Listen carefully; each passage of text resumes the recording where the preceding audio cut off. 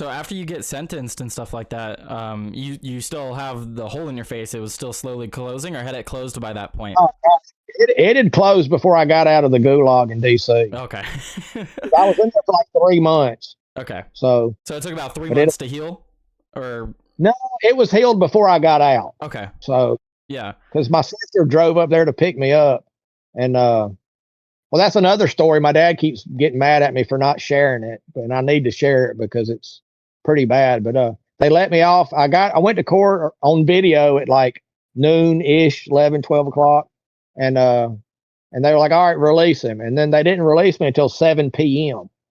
in Washington D.C. in the winter, Mm. and it was like 40 degrees outside. The wind was blowing, and I had like $300 on my books, and they wouldn't give me the money. They're like, "You got to come back tomorrow at 9 o'clock." No cell phone. Did they say why? That's just how they do it. So they release you without it, like any cash or anything, and then they're holding your cash, and they're like, "Just come back tomorrow for it." Yes. That doesn't make any sense. That's ridiculous. So I wound up sleeping in the bushes outside because I sat on the porch because the air circulating thing from the heat was blowing out there, and it was a lot warmer than it was outside. So I was just going to sit on the porch, and it was out. You couldn't even see me from the windows, and I was out of the way. I wasn't bothering anybody, and they ran me off. They were like, "If you don't, we're going to get you for trespassing." I'm like, "I don't like you got my money. I don't have a coat. Like what am I supposed to do?" So yeah, I wound up walking. Warm.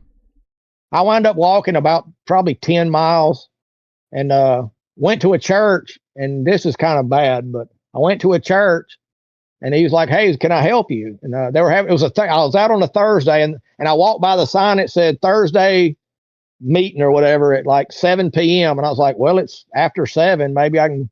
So I went in there. I just wanted to go to church. I hadn't been to church in 3 months. So I went there and sat down. The guy was preaching, and when it was over with, it was like 4 or 5 people there. And he walks up and says, "Hey, can I help you?" I said, "Well, I just got out of jail. I said, the Lord sent me to the Capitol, and I got arrested for it." And I said, my wife sent me some money on my Western Union or whatever. And I said, I could use a ride to go get it. And he's like, "Oh, that's easy." And he walks me outside, and he goes, "Just walk down that road and keep walking. You'll eventually run into it." And I'm sitting there like, it's 40 degrees outside, and I don't have a coat, dude. And you just asked for a ride, and he said, "Oh, that's easy." Like you would think he's gonna give you a ride, right?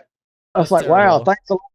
Well, the Bible talks about the Good Samaritan, how the priest walked by on one side of the road, and then the Pharisee walked by on the road and just said, "Oh, this never helped him." And then the Samaritan, which was basically the black guy at the Klan meeting. If you put it into context, the Samaritans and the Jews hated each other worse than blacks and whites ever did.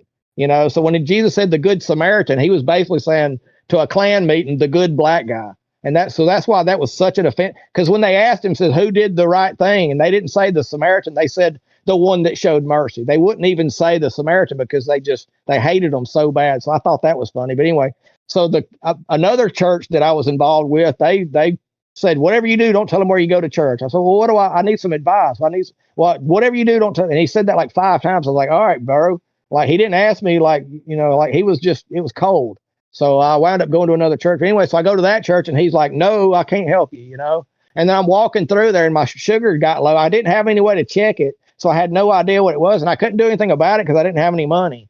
And I'm walking up, and I almost ran into this black dude. He was like a homeless black dude, and he just standing. I almost ran into him. I mean, I was like I almost kissed him. That's how, like, if he'd have been shorter, I'd almost kissed him, And he's like, "Whoa, blankety blank." And I was like, "Oh, man." And my speech is slurring. It's like, I said, "Look, man," I said, "I just got out of jail. My blood," I said, "I take insulin for diabetes, and my sugar's low." I said, "I'm about to pass out, man." He's like, "Oh, man," because we got some chicken and some French fries. And he's like, "Here you go, man, get some." So I grabbed the French fries, started eating them, and he's cracking open a bottle of wine, and he's like, "Hey, take one of them chicken fingers." And it was like big as my forearm. This is the biggest chicken finger I've ever seen in my life. So I grabbed a hold of that, and I'm wolfing down because potatoes kick in really quick. They'll bring the sugar up fast. Chicken finger would take an hour, So yeah. I didn't eat that. So I ate that, and then I ate that. And he was like, and he peels off 2 $5 bills and goes, "Here, now get the F out of here." So I call that the good wino story because the two preachers didn't want to help me, but the wino like hooked me up, gave me food right away. Like that was God, you know. Yeah. He was cut like a sailor. He wasn't like an angel, you know what I'm saying? But he's like, hey, and he gave me $10. Homeless dude, wino, drinking. He's trying to get his drink on. He wasn't, you know, and he gave me $10. Said, all right, man, have a good one. You know, I was like, wow. And by the time I got to the end of that block, which was probably 40 feet away, and I just stood there and I'm waiting on the potatoes to kick in. And I'm like, then I start like coming back around and then I'm freezing. And it's like, so I tried to find, it was crazy. I walked all over town. I finally went to a McDonald's somewhere and, which was miles away and got a warm cup of coffee. And I'm in there using their heat basically. Like, then they like, you got to go. And I got kicked out of McDonald's, you know. And then I wound up walking back to the prison because that's where my sister like was going to come get me. And so I got back and I was like, and I'd come back and I'd be gone for 2 or 3 hours maybe. And so I come back and I was like, I snuck under the bushes and I found a bunch of trash and was like stuffing it in my shirt and like I found some, you know, those like, microfiber kind of, oh, that's the wrong word, but they're like those suits that the doctors wear, like the white ones, you know, that are like scrubbed outfit. Yeah. Well, I found one of them on the ground that was tore up and I put it on over my stuff and started stuffing trash in it. And I'm sleeping and I'm shaking violently for like, I hurt my legs. Like I was shaking so bad. Right. And I kept doing push-ups and I'm freezing. And, so I just laid on the ground and waited. My sister finally got there at like noon the next day. But as soon as the sun came out, I went and laid on the grass, you know, because it was business hours, so they couldn't run me off. So I just laid in the grass and was like soaking up the sun, trying to get some actual sleep. Right. And everybody kept, okay, are you okay? And I was like, yes, thank you. Like, it'd be a lot better if I could sleep.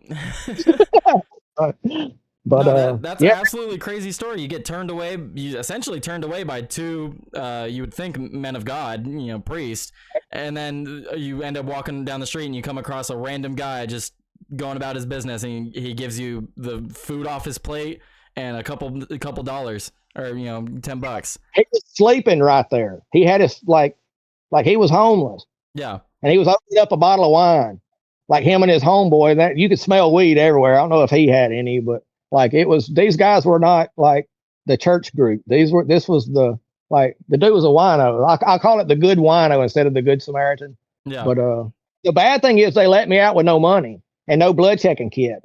They gave me insulin because they legally have to. But how am I going? Like if you can't check your sugar, you can't adjust it. Like you have to know what the numbers are in order to do the math to figure out what you know what I'm saying? And if you don't have any food, you can bring it down, you just can't bring it up. And if you can't bring it up, you go unconscious. Right. So they tried to kill me, you know. No, like that's absolutely that's another injustice definitely in your case. Not only do you get shot, you don't get it treated. They keep you in essentially solitary, even though it was a medical ward. But you had limited contact with other people, and then eventually, when you finally do get out, they release you onto the streets. 7 o'clock at night, no money, cold out, didn't give you a blanket, doesn't give you a jacket, gives you some insulin. They're like, all right, good luck, figure it out. That's insane. That's a terrible story. Yeah, if I hadn't been for that wino, I would have passed out on the side of the road. Right, and then who knows what would have happened. That's definitely miraculous. There's a miracle of sorts for sure. that because I mean, you get turned away twice, and then the homeless guy helps you. I mean, like who would believe that? That's crazy. Right. But so you finally get some sleep. Hopefully, how long did it take for you to get picked up? She got there at noon the next day. I got out at 7 p.m. I found out at about noon, and I went back and I called my sister and told her, and she's like, well, I'll be leaving here shortly, which she wound up. She's got 2 kids, and like she's got her own life, and it was, you know, but she drove like 14 or 15 hours to come get me, didn't sleep, you know, and then she picks me up at noon, and like I stayed awake until we got like as soon as I saw we pulled into Birmingham, and we're probably 25 miles from my house. I stayed awake the whole time. And then as soon as I saw Birmingham, I was like, next thing I know, we're in the driveway, and I was like, what happened? You know, but, there's a picture I use on my YouTube channel. It's the picture she took of me. when because I hadn't slept in like 2 days, except for that little 20-minute nap, but she took a picture of me getting out of the car, dropping me off. And that's the picture I use on my YouTube channel. But Yeah. it was like, oh, and another thing, when I was in jail, you couldn't get a haircut because of COVID. My mustache had grown down to like right here. I had to like stick it into my coffee, drink it, and then wipe the coffee off of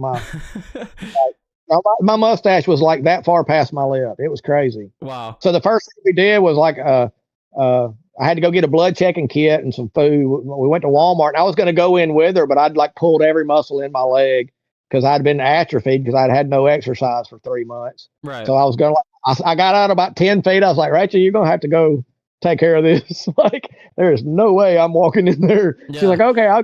So she went there and got me. I said, get me some scissors. And so as soon as I said, just hand me the scissors, I finally cut it off. Like now I can, I feel normal again. Right. But yeah, it was crazy. No, that's absolutely crazy. I don't want to miss